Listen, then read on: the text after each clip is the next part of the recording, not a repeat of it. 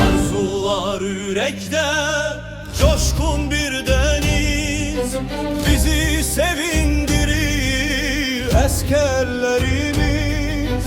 Şanlı zaferlere yol açırıq biz, gelebe çalmaktır məqsədlərimiz.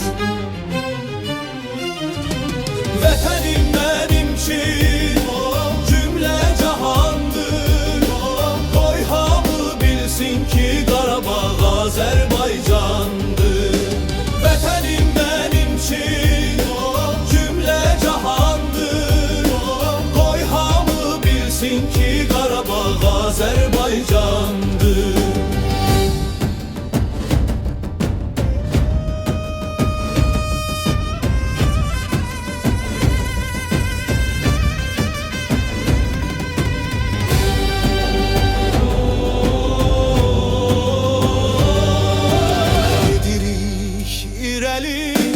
Qələbə üçün verdik canımızı biz vətən üçün. Bir qarış torpaqda verməli əldən, belədir tapşırıq bizə əzəldən.